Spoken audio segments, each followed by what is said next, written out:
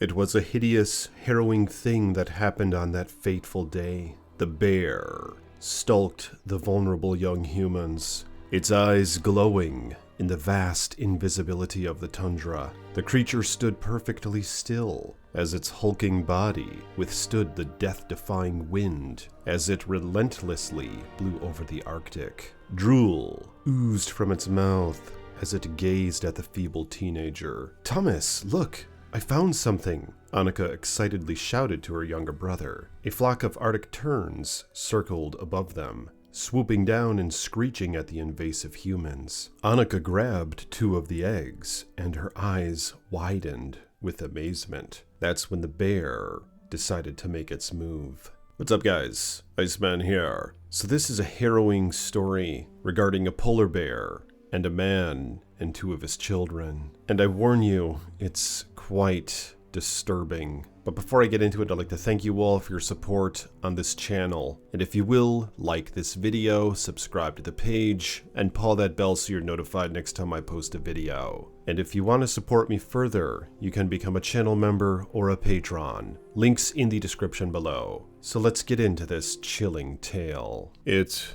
didn't have to be like this. Hunting Arctic tern eggs can be a wholesome family experience. The Nixon family was full of love and adventure. They lived near Hudson Bay, Canada, and would often venture out to the islands in pursuit of delicacies and natural wonders for their entertainment. Richard loved spending his weekends taking his children out to the islands, and at 44 years of age, it kept him healthy and young. Annika, his teenage daughter, was the pride of his life. She was an excellent swimmer and won many awards in high school, and the trio would often anchor their boat and swim through the brisk cold water that came down from the Northwest Passages. On rare occasions, they would spot majestic polar bears miles out in the open water. Polar bears are the largest land carnivores native to the Arctic Circle.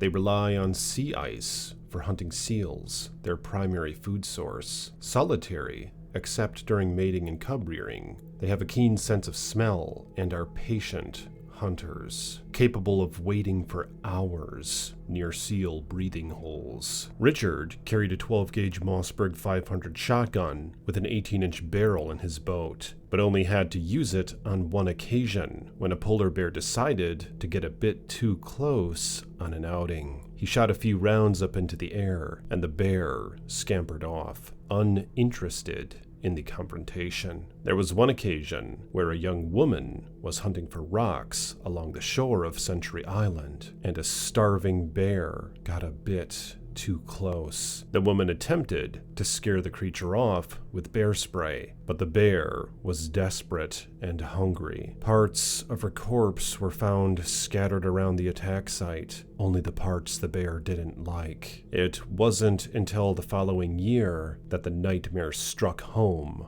for the Nixon family. Annika and her brother were about 100 feet inland as the bear approached. She danced on the open tundra as the birds flocked above her, squawking and screeching at the intruders. Their father was between them and the boat, investigating some tracks before realizing the harrowing sight before him. Annika tilted her head with the wind blowing in her face, taking notice to a large, hulking creature at the edge of visibility. The cold wind blew the frosty snow over the vast tundra, vanishing the creature for a moment yet again. Annika turned to look to her father, who had a distraught, horrifying look on his face. The bear was indeed stalking the young children, with its head and body low to the ground, its black nose pointing right at them. Annika grabbed her younger brother by the arm, and the two began running back toward the boat and toward their father. Instantly, the bear began chasing the two. Richard had a choice to make: run back to the boat and grab the shotgun and risk not getting back in time, or putting himself between the children and the bear. He chose the later. He charged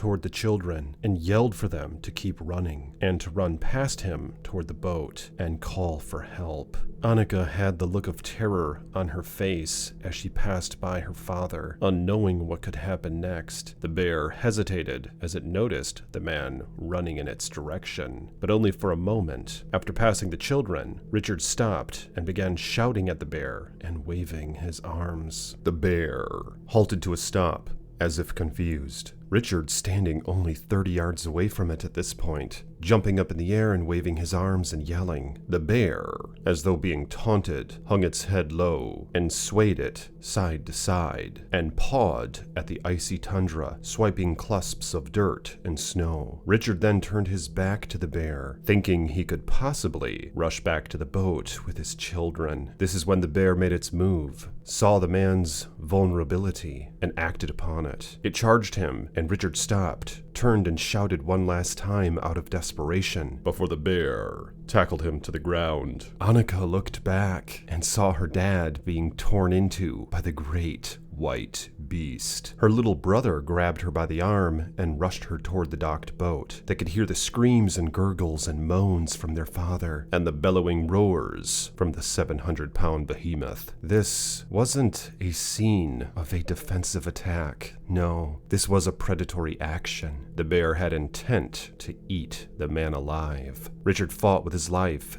elbowing and punching the bear and tearing his fingernails into its thick hide to no avail. It was an evil bear, a deadly bear, a hungry bear. Annika's eyes grew wide as she gazed upon the harrowing scene. She could see the giant creature ripping into her father, its beautiful white mane now stained red with blood. It wrapped its jaws around the terrified man's skull and began thrashing side to side, cracking his neck in several places, twisting his head 180 degrees, nearly tearing the damn thing off. Annika radioed for help, and the rescue team was sent out.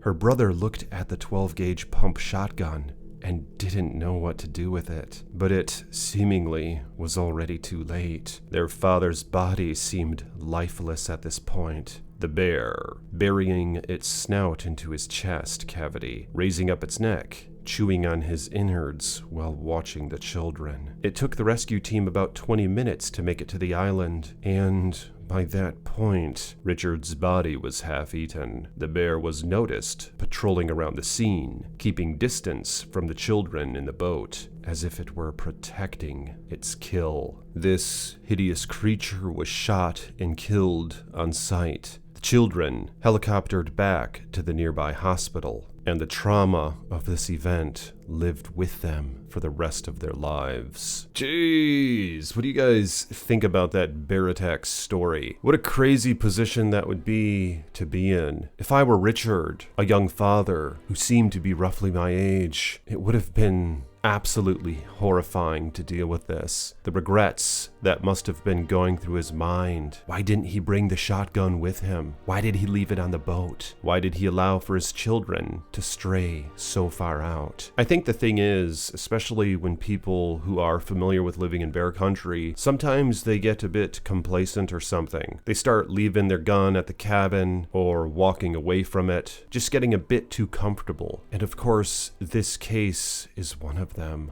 I just can't imagine what must have been going through the two children's minds, watching their father be torn to shreds by one of these majestic creatures. But I'm curious what you guys and gals have to say about this bear attack story. So if you will, share your thoughts in the comments below. And if you want to help me out, you can like this video and become a patron. So I'll see you next time with more chilling tales from the Iceman.